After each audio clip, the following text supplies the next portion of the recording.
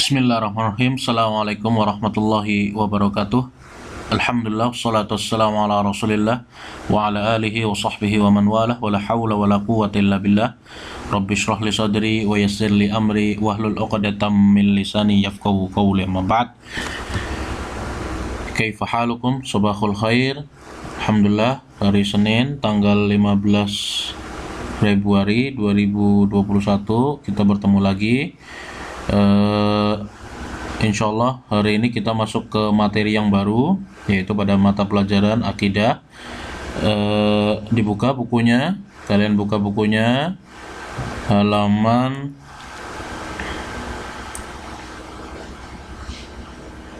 41 ya, dibuka halaman 41, yaitu tentang nawaqidul Islam atau pembatal keislaman. Jadi pembatal keislaman yang insya Allah akan kita bahas satu persatu, ada lumayan banyak ya. Jadi kita akan sedikit percepat ya. Insya Allah Ta'ala nanti kalau sudah selesai, Ustadz harap ini bisa selesai sebelum PTS. Kalau belum, kita akan cukupkan sesuai dengan materi yang kita sampai tadi ya. Apa aja Ustadz yang akan kita bahas? Yang pertama adalah pengertian pembatal keislaman itu apa. Lalu yang kedua, macam-macam pembatal keislaman. Apa-apa saja sih yang termasuk dari pembatal keislaman?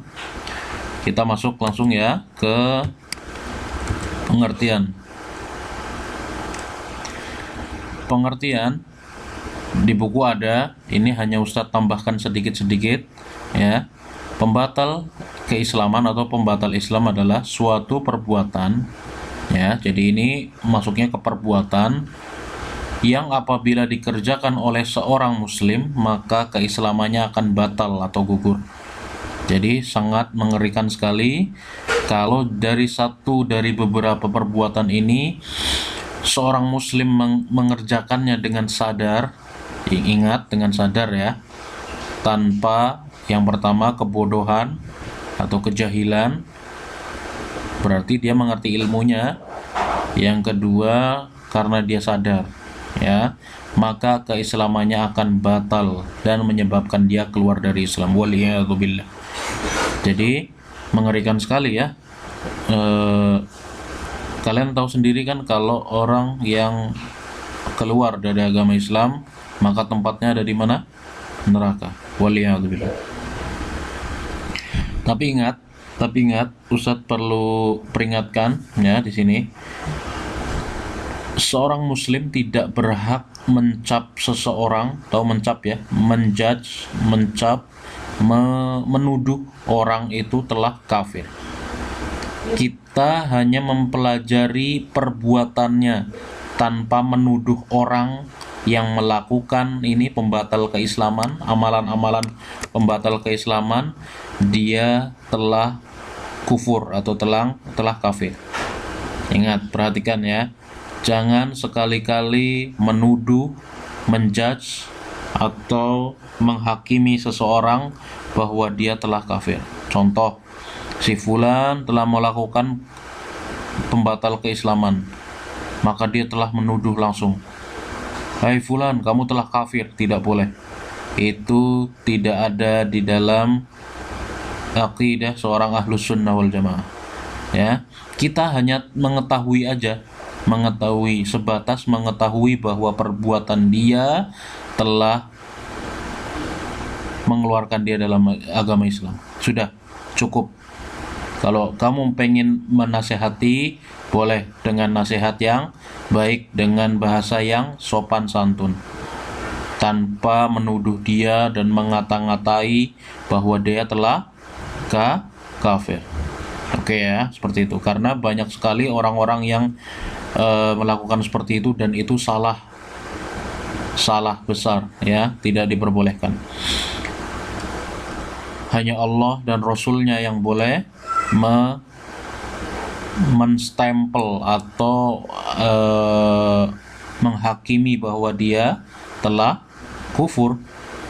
seorang manusia tidak boleh menuduh atau menghakimi saudara muslim yang lainnya dengan kata-kata seperti itu. Oke. Ini sebagai pengetahuan kalian. Yang pertama, kita masuk ke macam-macam pembatal. Insya Allah ada sekitar 13 pembatal keislaman. Sebenarnya ada banyak. Yang disampaikan di buku ini ada 13. Jadi kita akan pelajari jadi 13 itu. Yang pertama adalah dosa yang paling besar, ya, yaitu syirik. Kita tahu sendiri bahwa syirik itu adalah amalan atau perbuatan yang membuat si pelaku itu kekal di neraka sebelum dia bertaubat. Sampai dia bertaubat, dia tidak akan diampuni oleh Allah Subhanahu wa taala. Walaupun dia dengan begitu banyaknya infak, begitu banyaknya amal soleh, kalau syiriknya dia tidak bertaubat dengan sungguh-sungguh, maka Allah akan murka kepadanya selama-lamanya dan dia akan kekal di api neraka. Syirik adalah menyekutukan Allah Subhanahu wa taala dalam semua peribadahan. Allah Subhanahu wa taala berfirman di surat An-Nisa, sesungguhnya Allah tidak akan mengampuni dosa syirik dan dia akan mengampuni dosa selain syirik bagi siapa yang dikehendakinya. Innallaha la yaghfiru ayyushraka bihi wa yaghfiru ma duna dzalika liman yasha. Ya, sesungguhnya Allah tidak akan mengampuni dosa syirik. Tidak akan, diperhatikan, tidak akan mengampuni dosa syirik sampai dia bertaubat. Kalau dia tidak bertaubat sampai akhir hayatnya, maka dia tidak akan Allah ampuni dan dia akan kekal di api neraka. Waliyadzubillah. Dan dia akan mengampuni dosa dan Allah akan mengampuni dosa selain syirik bagi siapa yang dikehendakinya. Nah, bukti bahwa dosa-dosa selain syirik apabila dia bertaubat dan bersungguh-sungguh kembali kepada Allah, maka Allah akan mengampuninya bagi siapa yang dikehendaki. Anak-anakku yang saya cintai karena Allah, syirik ini ada berbagai macam ya. Jadi tidak hanya dalam contoh dalam peribadahan. Maksudnya syirik ini seperti contohnya bukan hanya menyembah kepada selain Allah, menyembah pada pohon, menyembah pada laut, matahari dan lain-lain, tapi semua bentuk ibadah yang diperuntukkan atau yang dipersembahkan selain kepada Allah Subhanahu wa taala. Contoh menyembelih kurban tapi dia dengan niat kepada jin atau kepada pohon atau pada yang lain, atau meminta perlindungan kepada selain Allah Subhanahu wa taala, contoh kepada jin, iblis dan lain-lain. Ya. Dan semua bentuk ibadah yang diperuntukkan atau yang dipersembahkan selain kepada Allah Subhanahu wa taala, maka itu sudah termasuk syirik. Jadi yang pertama, pembatal keislaman adalah syirik. Yang kedua adalah bertawassul dengan hal yang diharamkan. Perhatikan, di dalam buku tidak ada kata-kata tawassul. Kalian tulis pengertiannya ya. Tawassul yaitu menjadikan antara dia dengan Allah itu perantara. Maksudnya apa? Perantara. Jadi ada hal lain yang memisahkan antara dia dengan Allah Subhanahu wa taala. Jadi dia merasa kalau dia tidak melewati perantara ini, maka Allah tidak akan mendengarkan doa kita. Allah tidak akan menerima ibadah kita. Contoh Ustaz A kasih satu contoh. Si fulan, si A, dia ingin berdoa kepada Allah Subhanahu wa taala tapi dia ragu dan dia merasa tidak pernah diijabah doanya oleh Allah. Maka si A ini meminta kepada contoh ya, si A ini berdoa kepada kuburan seorang mayit yang si mayit ini terkenal dengan kesolehannya, contoh kiai atau ustadz siapa gitu ya. Dia meminta kepada ustadz tersebut yang sudah meninggal untuk menyampaikan doanya kepada Allah Subhanahu wa taala. Nah, ini termasuk bertawassul yang diharamkan dan ini termasuk kesyirikan, ya. Jadi ketika seorang muslim ingin berdoa kepada Allah, sampaikanlah kepada Allah secara langsung, yakin bahwa Allah itu Maha mendengar. Kalau kalian menggunakan ini perantara, apalagi perantara-perantara yang diharamkan di dalam syariat Islam, contoh tadi orang-orang yang sudah meninggal. Orang-orang yang sudah meninggal itu tidak bisa mengantarkan doa kita, ya. Dia sibuk dengan urusan amalannya sendiri. Dia bertanya-tanya di dalam akhirat, di dalam alam barzah, di alam kubur, bahwa dia akan masuk surga atau neraka. Dia tidak akan memperdulikan urusan orang lain. Dia sibuk dengan urusan dia sendiri. Jadi ketika ingin bertawassul, boleh nggak Ustadz kita bertawassul? Boleh. Ulama, ya, memperbolehkan dengan dalil-dalil yang ada, yaitu tawassul yang diperbolehkan 3. Yang pertama, bertawassul dengan orang soleh yang masih hidup. Perhatikan, boleh bertawassul dengan orang soleh tapi yang masih hidup. Dalilnya apa Ustadz? Dahulu para sahabat bertawassul dengan Rasulullah. Wahai Rasulullah, kita sudah contoh ya, pernah suatu hari para sahabat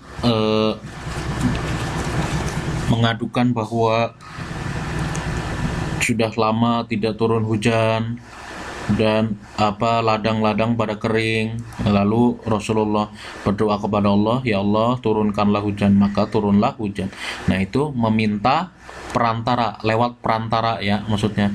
Nah, tapi perantara di situ perhatikan Rasulullah masih hidup. Lalu dalil yang kedua, ketika para sahabat, para tabi'in, kaum muslimin itu meminta pada zaman Khalifah Umar bin Khattab untuk berdoa istighatsah atau doa istisqa atau meminta hujan, karena memang pada saat itu ladang-ladang pada kering dan tumbuhan mati semua. Jadi kehidupan di situ sangat paceklik. Lalu apa yang dilakukan oleh Umar bin Khattab?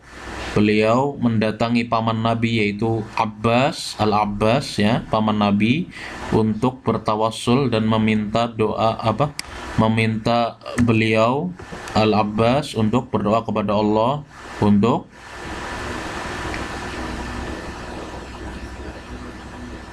agar Allah Subhanahu wa taala menurunkan hujan. Seperti itu. Jadi dalil yang kedua ini menunjukkan bahwa Umar bin Khattab tidak bertawassul dengan Rasulullah yang sudah meninggal.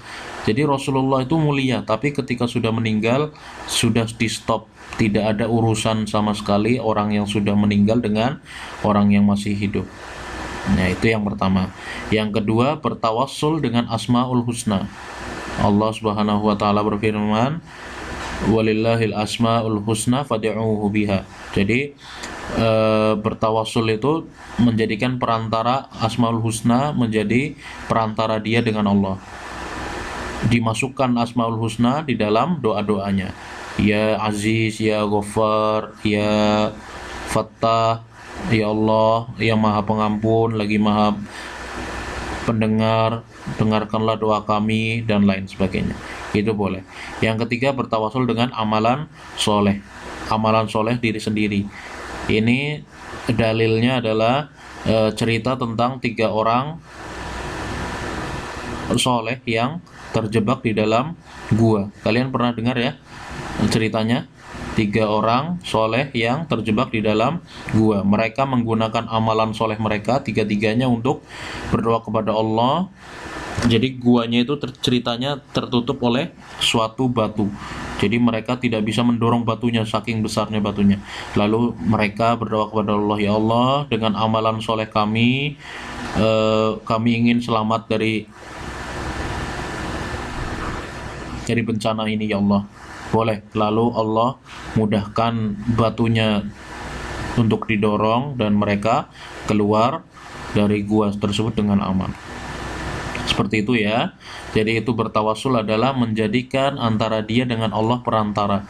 Maksudnya adalah, Ustaz ulang, menjadikan suatu hal menjadi perantara, bahwa dia dan Allah itu memiliki sekat tahu sekatnya perantara. Jadi pembatas.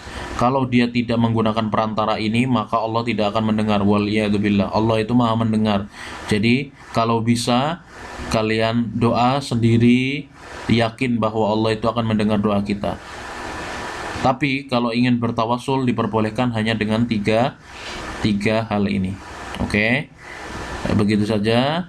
Apabila ingin ditanyakan silahkan tanya. Wassalamualaikum warahmatullahi wabarakatuh. Kita akan lanjutkan di pertemuan yang akan datang. Assalamualaikum.